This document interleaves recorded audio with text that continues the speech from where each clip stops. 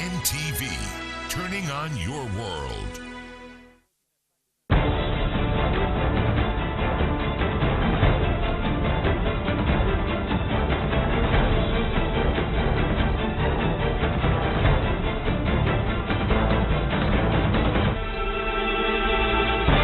Honorable members, I welcome you to this episode of the People's Parliament. For those of you that are watching us from wherever you are watching us, this episode of People's Parliament can be also watched on our YouTube channel, VTV application, our Facebook page, and our Twitter page, NTV Uganda, that is. Ladies and gentlemen, as you are all aware, today is one of the days among the 16 days of activism against gender-based violence. And the world, together with Uganda, commemorate that day by having all kinds of discussion and discourse around the issue of gender-based violence. Honorable members, Action for Development with support from TROCRA has been in the business of ensuring that this House, as well as this country, observes a state where gender-based violence is at its lowest. Honorable members, gender-based violence has been a key issue in parts of our country, that is northern Uganda and eastern Uganda. But even western Uganda, even here where we are seated in central Uganda, the issue has not been without a lot of turmoil. And so, honorable members, today I encourage us and call us to handle this matter with the precision it deserves. But first, to understand this matter better, allow me welcome the Executive Director of Action for Development. Honorable members, let's welcome the Honorable Member. Mr. Speaker, sir, honorable members of the House, good afternoon. As the world celebrates the 16 days of activism under the theme of ending GBV in education, the country Uganda joins the rest of the world to commemorate the same by focusing on a theme of from peace in the home to peace in the nation, engaging men for the safety of the women and the girls. As a country, we all know that GBV or domestic violence is on the rise, and honorable members would like to interrogate the reasons why GBV and domestic violence continues, because we all know that from our records, we have still experienced 56% of the women having experienced physical violence, 22% having experienced sexual violence. But we also know that as a country, we have a number of legislation that has been put in place to help us address GBV and domestic violence. To mention the Domestic Violence Act of 2010, we have the Law on Prevention of Trafficking, we have the Penal Code, we have the prevention of FGM. But why is it that all the time when you read in the papers, when you listen to the radios, when you watch televisions, there are always cases of violence being meted on both the girls and the women? What is it that we are not doing right, honorable members? In this House, honorable Speaker, I'm hoping that today we shall be able to come up with strategies that are going to help us to make sure that the men whom we know have power, the men whom we know occupy key positions of leadership, the men whom we know control resources, the men whom we know have led crusades of many nature, but how come they have not been able to help us, to join us to address issues of GBV and domestic violence? And therefore, honorable Speaker, I'm hoping that this House, we are going to live when we have called into action the duty bearers. We know that in our societies, honorable Speaker, they are duty bearers who are charged with the responsibility of making sure that the women and the girls who experience violence access justice.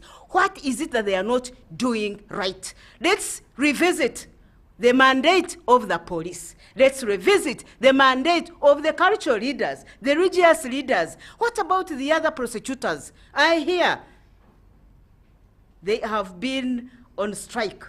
But what does that mean for us as a country? Does that mean that the girls and the women have stopped being violated against? No. Remember, in our institutions of learning, the lower levels of primary, secondary, and even at higher levels, there is violence against those who go to school, especially the girls and the young women. Do we have policies in those schools? Do we have policies in those institutions? And if they are there, what is happening? Why is it that the violation still continues? But we have also been able to build the capacities of the different actors to make sure that they understand these laws, but also be able to engage in preventing and responding to GBV. And we have gone far. We even have programs in Kisoro where we have actually worked with model couples who are helping us to address GBV in homes and the communities. Thank you, Honorable Member. Thank you. Let's appreciate the Honorable Member. The Honorable Member has told this House that they engage men and they have model couples. Honorable colleagues, I would want to see if we have any model couples or people that would want to be among model couples. Just a quick survey, Honorable Members. How many of us would want to be among the model couples? All right, so there are some here. All right, so Honorable Members, let's listen again from the representative of Chokra, Ms. Doreen Ayebari. Thank you, Mr. Speaker, and the House at large. My name is Doreen Ayebari on behalf of Chokra. As I build on from the Executive Director for Action for Development, we're in partnership to addressing gender-based violence, and as Chokra we have a commitment to bridging the gap between men and women in society. We would like to amplify the efforts around what is happening in terms of advocacy, implementation of the key laws as have been mentioned, and we have done a survey. We have seen the gaps around resourcing, around the implementation, understanding what is the content of the law, the GBV policy, the DV Act, and its action plan. How many people are actually aware of, and especially the duty bearers. But of course, we also take into account that the people also have a responsibility, because we do live that culture that advances violence against women. We are the men and the women having a very low esteem, the men using the power over. So we are trying to work with the communities, we are trying to advocate with government to make sure that the duty bearers understand, appreciate, and make an effort to address the gaps. The government of Uganda has committed to bring out a change, and we see this in the different laws, the updates that have been made. But when you translate it to reality, we've gone on the ground, there is still significant gaps. Just the other day, we're having a meeting around effectiveness of referrals for GBV in the communities in which we work, that's in Acholi and Teso, and we're dealing with the community development officers and checking, okay, there's a whole very good guideline around strengthening referrals, making sure that GBV survivors have access to services, but what's the reality? And we're here to check in and discuss. Thank you, Honorable Member. Honorable Members, it is beginning to seem as though we are getting to the depth of what the issue is. But you can never get to the depth before you listen to scholars. And there is always a scholar in the midst of those that speak for women. And today we have Professor Grace Batebwa from the School of Gender and Women Studies in Makerere. Honorable Speaker, my name is Grace Batebwa Chomuhendo, Professor, School of Women and Gender Studies. The 2016 Social Institutions and Gender Index Report on Uganda, which looks at norms and practices that are related to gender, including GBV, shows that Uganda still has major problems. And it maps out the key regions where the abuse of women's rights and the limitation of the freedoms of women are predominant. And these are the two areas that are really highly highlighted in that report. One is southwestern Uganda. The second one is the northern region. The rights and abuse of women in these regions remain very high. And as we have heard from the other speakers, and globally, we still have issues that the vice is not ending. Why? For us in academia and research, we believe that this issue has been handled in a manner that may not deliver us to the required results. Many times when we discuss GBV, we discuss as individual men. Okay.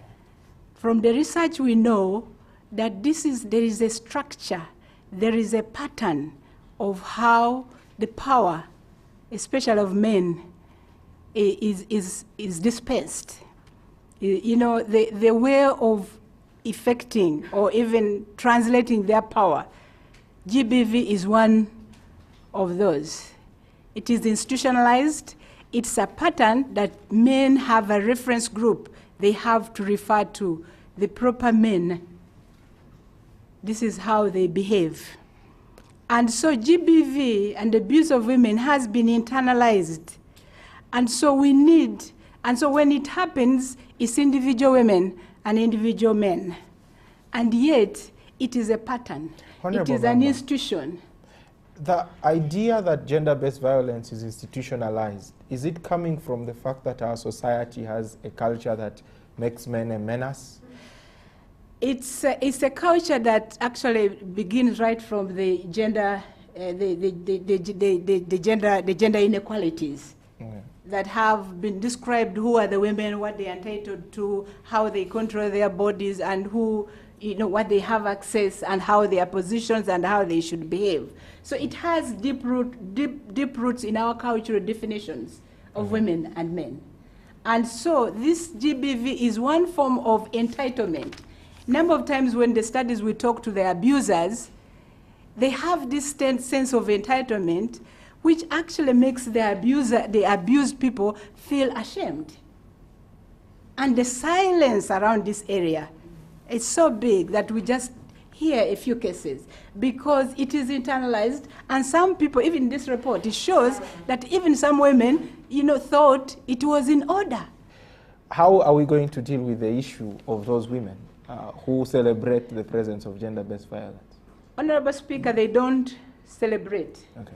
But they think it's a normal practice. Someone has crafted in our cultures that beating is part of it. But because they are part and parcel of the structure, they have been made to believe that. So we need to really go to the root cause of this framing of power. Framing. NTV, turning on your world.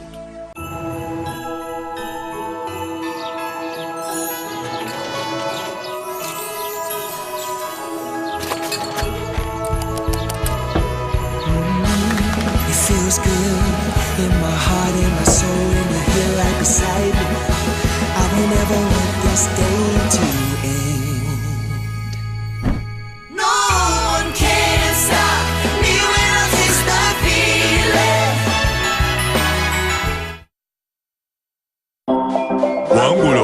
This Christmas, Wangula of fast. That times like I would day of far. This Christmas, how many cash prizes? 20 Abawanguza makumi asatu buli week. Abana benjawulo obukadde kumi. New phone Steve in the holiday trips.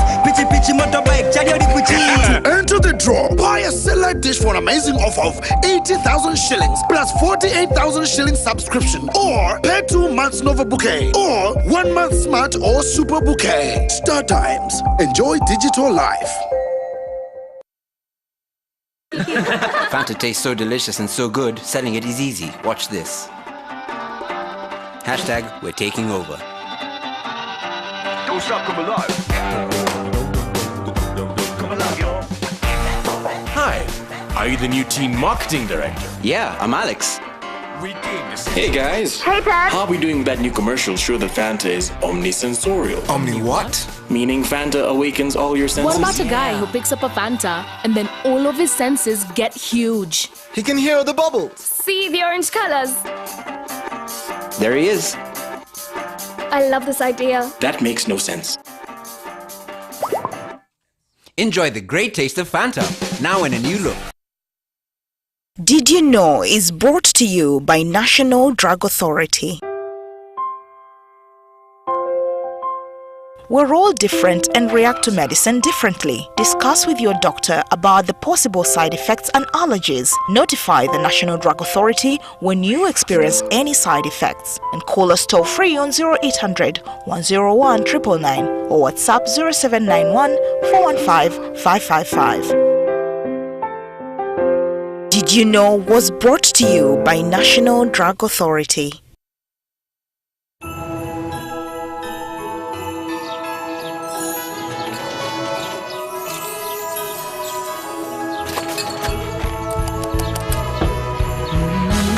It feels good in my heart, in my soul, and you're here right beside me. I will never want this day to end. No one can stop me when I taste the feeling. Now, the Airtel 4G MiFi is here. Crazy speeds, instant downloads, chap uploads, videos, they don't even buffer. And the best part is, the Airtel MiFi can connect up to 10 users on the internet at the same time. Absolute value for money. Pay 90,000 shillings for an Airtel MiFi and get 2 GB free, valid for a month. Dial *175 *9# to activate free data. Terms and conditions apply. Airtel, the smartphone network.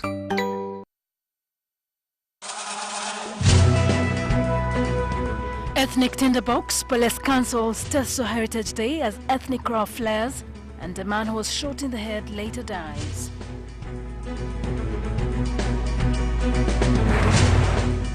Four hacked to death. Son-in-law arrested as 55-year-old woman and 3 grandchildren are killed.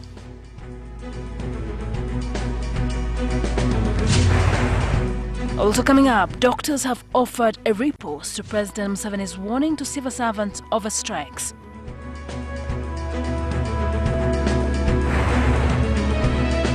Plus, what are the cost implications of a 7-year parliament and presidential term as lawmakers mull over proposal?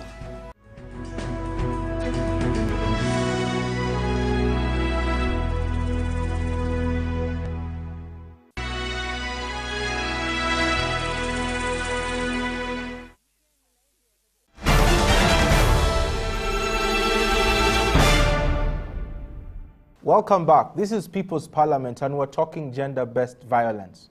The world celebrates and commemorates, into that respect, 16 days of activism against the vice of gender-based violence. My name is Jacob Eyeru and this is People's Parliament.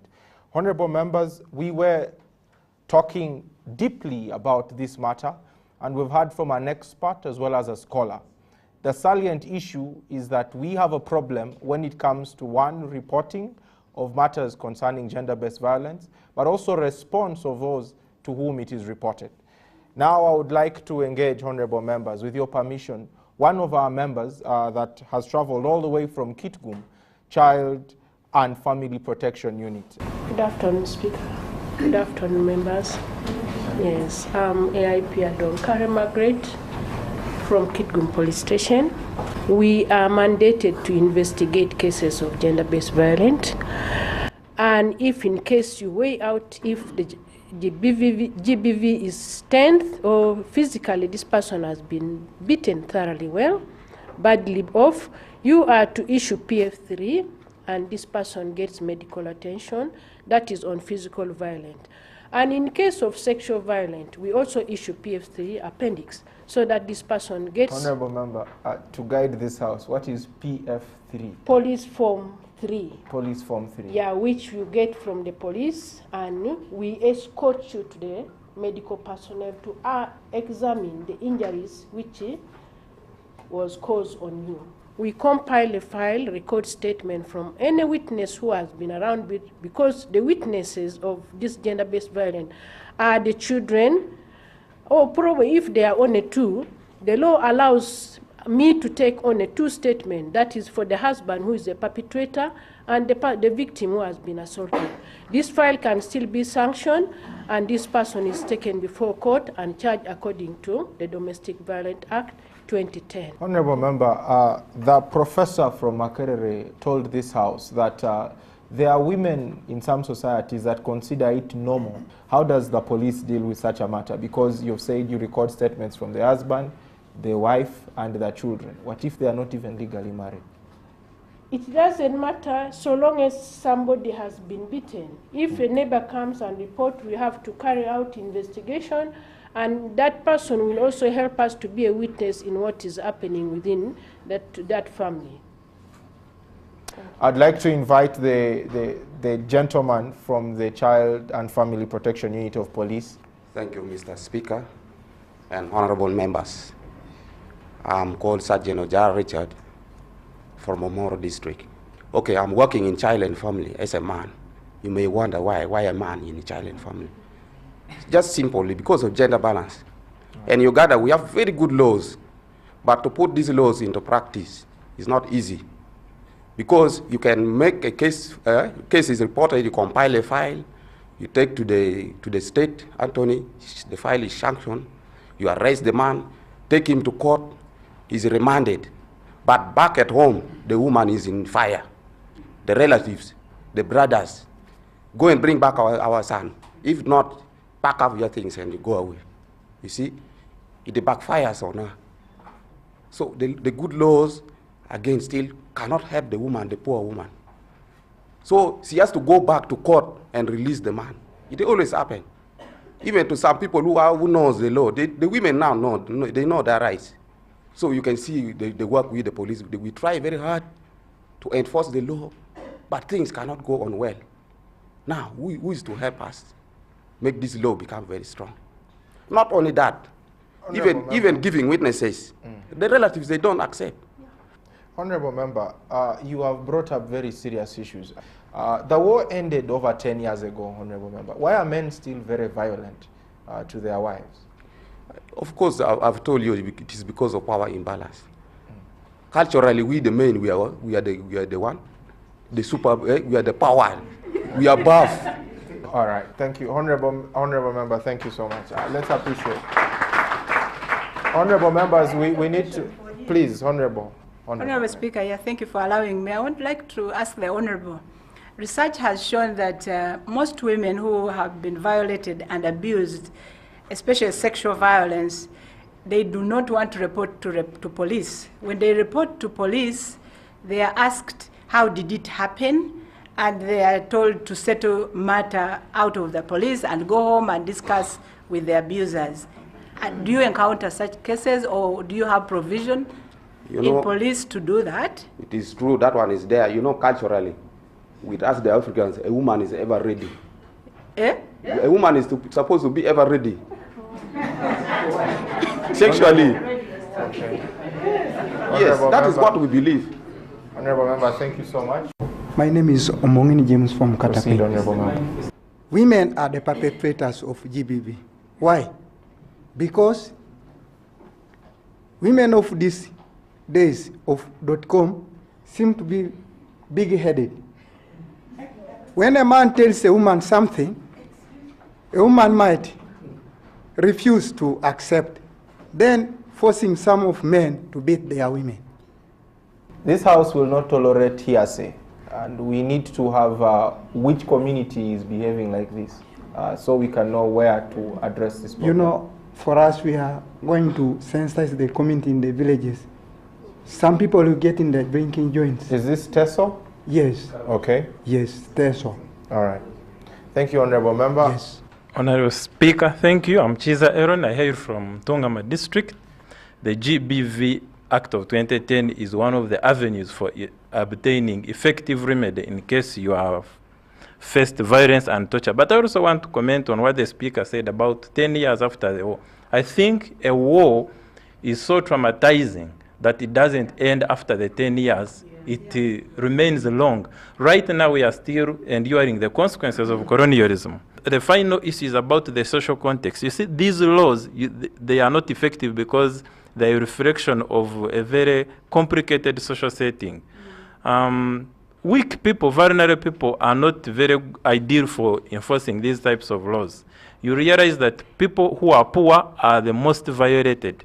People who are uneducated are the most violated. It's not easy to violate these people. I saw giving speeches here. No, it's not easy. And when you do commit violence against them, they know where to go. But poor women, they only rely on police people for advice, or even fear the policemen and LCs. And even do the LCs, are they equipped intellectually to address these issues? Thank you, Honorable Member. Honorable members, I encourage you to speak out. Yes, Honorable Member. I would like to address the Honorable Member that stood here and spoke. That is exactly the systematic culture that we are fighting right now. You saying a human being deserves to be beaten for being big-headed is a problem. Because women are beings, they are human beings, and the fact that you think because she's being big-headed, she deserves to be beaten is a problem we're fighting right here. So I want to put you in your place today. I don't want you to go back with that same mentality, the same impunity of allowing that it's okay to beat women, it's okay for them to be beaten because, well, I mean, what can they do? They are weaker than you, they are not as strong as you, so it's okay to beat them, is a very bad mindset. I also want to address our honorable member in the corner from Tungamo. It's also wrong to think that it's poor women that are only being beaten or facing gender-based violence, because we've had cases of even heads of organizations, heads of big banks, heads of being beaten, and it's very, very impossible for them to reach certain places to report, and they get believed because they ask you, a whole woman like you is being beaten. Thank you, Honorable Member. Honorable Member.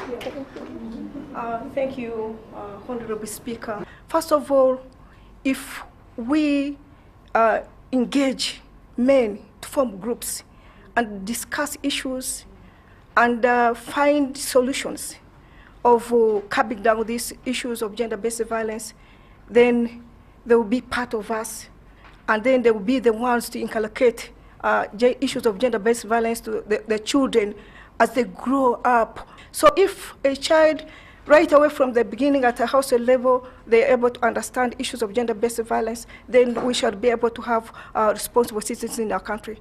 The other issue I want to put forward is that there's a need for government to ensure to have a special fund to assist women to grow from informal to formal sector. Once a woman is economically empowered, these issues of economic violence will be cut down. Then the other issue I want to talk about is that if we educate girls, we educate these girls and we cut down issues of gender-based violence, then there will be human capital development in our country. But for now, Honorable Member, you may proceed. Hi, I'm Patrick, lawyer. There was a day we had serious discussion. Exactly that issue is being passed to men by the culture. It is the belief of actually in particular that men are the honor, men are the boss at home, so women has no voice. So we need to get way of uprooting that root. Then secondly, if we could involve the cultural leaders to make them know that there are some cultural norms that are being passed out which cause injuries to women. Could be better. Thank you very much. Thank you, Honorable Member. Honorable Members, we need to pause here a little bit, but when we return to People's Parliament, this will be the talk. NTV People's Parliament returns shortly.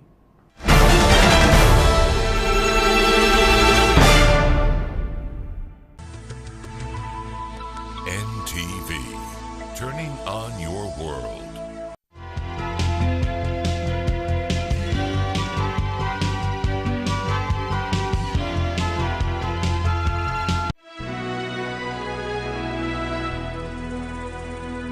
Kuna size yo, dial star 160 star 1 hash to activate My Paka Paka with minutes and now with MB. MTN, everywhere you go.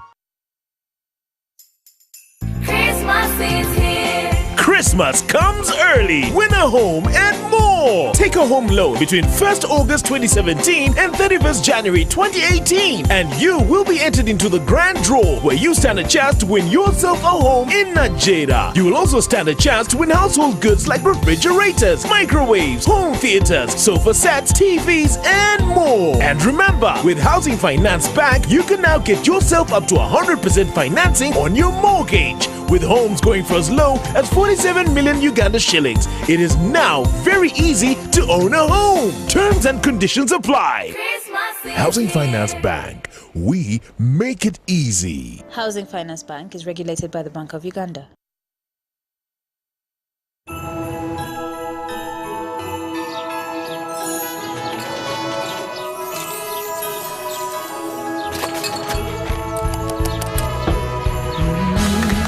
Feels good in my heart, in my soul, and you're here right beside me. I will never want this day to end. No one can stop me when I taste the feeling.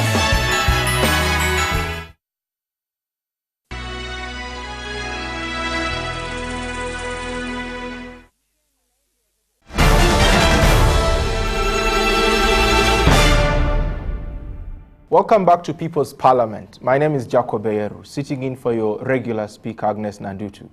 Now, in this country, there are still people that think that sex is their right. When they want it, they must have it. Many among those are men. In this country, there are also still people that believe that when you beat up a woman, you're teaching her a lesson, regardless of whether or not you deserve one yourself. Honorable members, we are continuing with this talk, and I want to invite members to proceed with their submissions.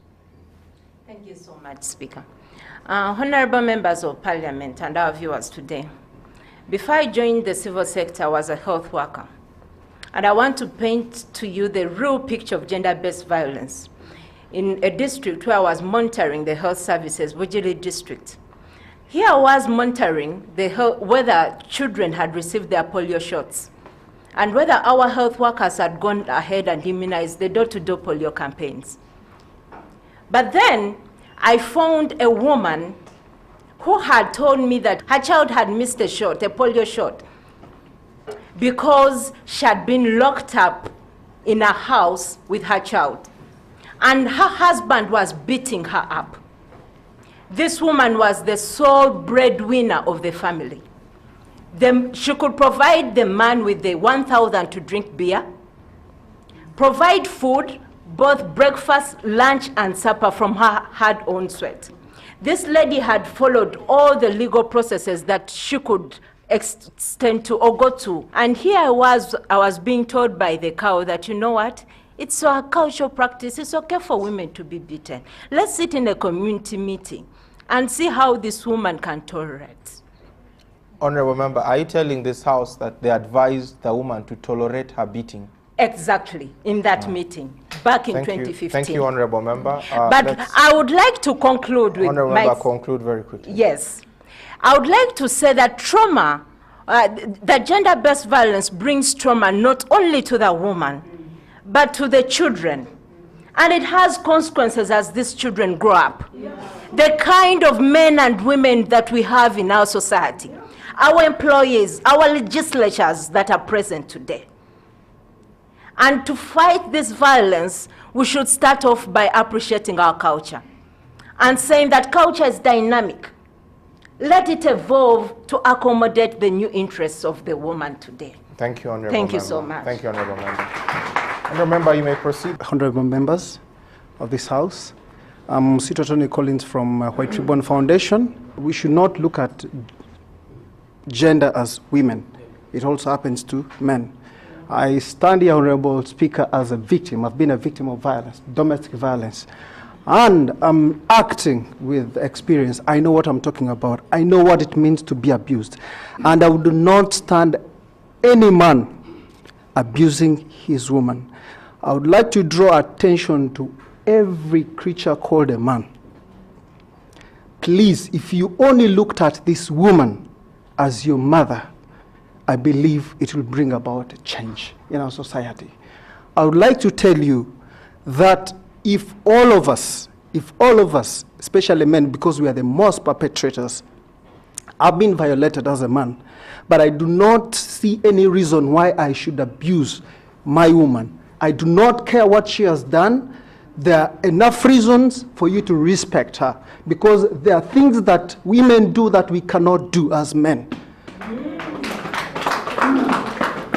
Therefore, it's a call upon all men to stand out, speak out, break the silence. Let's break the silence. Let's break the silence. Mr. Speaker, thank you. I'm not representing the office of the DPP, but I am a prosecutor. The issue of domestic violence in Uganda, from the presenters, why is it continuing? We have the laws, we have the policies, we have the practitioners, we have good-willed people in Uganda, but why is domestic violence still continuing? We have heard it is normalized. We have heard it is systemic, as it is accepted. It is okay. Domestic violence, it's fine. Let's move on. Why are we accepting it? One, we have the criminal justice system in place to fight domestic violence in all its form. Whether the victim is a man or a woman, it doesn't matter. We have the criminal justice system in place. But is it doing its work? Why is it not doing its work to prevent domestic-based violence? One, I can tell you of our criminal justice system, which is too slow. Everything is done, but hearing takes 2 years. At that time, the victim has lost interest. The victim has moved on. Honorable Member, what would be the alternative if our courts are too slow? Can we just have community courts? We also have a community court. We have the LC system, which is also in place. If you look at the Domestic Violence Act, we have the LC system that is in place and that are mandated to handle domestic violence cases as it arises. Thank you. But still, we have also imperfect LC system in place. Thank you, so until we address all that, we are far from reaching where we want to be. Thank you, Honorable Member. Honorable Members, I draw your attention to a member from the Civil Society Advocacy Group, Ms. Sophie Nampeo, that is a very big actor against gender-based violence. And so I would like Ms. Sophie Nampeo to use the microphone now. Greetings, ladies and gentlemen. My name is Amor Hashma. I am an advocate working with Muslim Center for Justice and Law. Judiciary is actually overwhelmed with work. What we need right now are special courts to address specifically gender-based violence cases, because right now we have a lot of things to do, and we as the advocates, we are ready to serve. The question is, we do not have an independent avenue where we can actually offer our services. Thank you so very much. Honorable Member. Thank you, Mr. Speaker. Fellow members of Parliament, just to add on what we do as civil society, we try to fight for government to increase the financing for activities against GBV. We've seen efforts being done by different stakeholders, but then we are seeing different little or limited enforcement by government or commitment to the fight against GBV in terms of their financing. Since most of the financing is coming from the donor agencies and civil society organizations fighting the vice against gender-based violence, we want to see government coming in more to fight this vice. Thank you, Honorable Member. Should government adopt special courts for gender-based violence? Those in support say aye. Aye. Those against say nay. All right, this House has unanimously, I assume the nay was negligible, adopted that resolution. You may proceed, Honorable Member. Thank you, Mr. Speaker and members of Parliament. My name is Nagawa Hajara. I work with Muslim Center for Justice and Law, Omoro District. I do consent that there should be special courts. But if we have gaps in the system, if we have the prosecutors not taking the needed actions, the preparation of these cases is lacking. You might find that if you look at the national database, cases are being reported and they're increasing. But why do they fail there? So the issue is some cases are even reported, but if you check on to see the details of the case, they're charged in a different offense.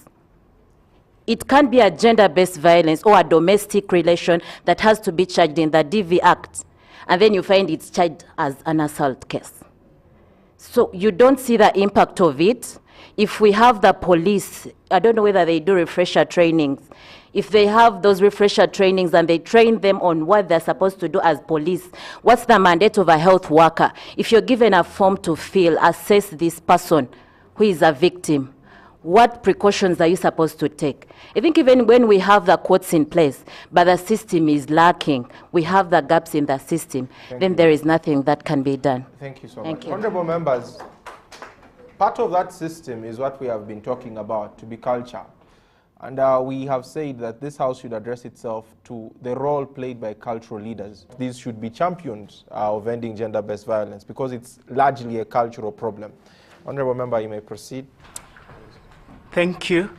I'm Jacob Katumsime. I believe that if we are to solve gender-based violence, we have to, in our curriculum, we have to put in this element of how to fight gender-based violence, because what happens is these kids come from families that have faced gender-based violence, and that's what they pick on. If it's not removed from their minds in school, when they grow up, they shall do the same thing. Then too, about culture, I don't think cultural leaders are going to solve it at this time when our population is picking on like other religions and deculturalizing itself. We no longer have a culture. So cultural institutions are not going to be looked at somehow. Thank you so much. Honorable members, I want to put it before the House. Should this House adopt, in addition to its gender equality campaigns, in its curriculum, the necessity of how to fight gender-based violence? Those in favor say aye.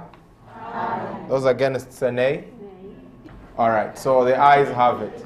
Honorable member, you may proceed. Mr. Speaker, sir, honorable members, all right. Families are made of two people, a husband and a wife. In marriage, 1 and 1 equals what? 1. So if we as husbands learn to love our partners very well, we respect them, and we observe their rights, this will spread like a virus, and eventually we shall all say no to gender-based violence.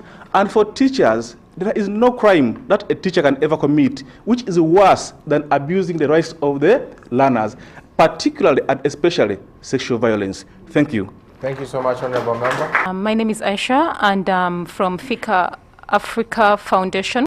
So I believe culture is a very important aspect in curbing this vice.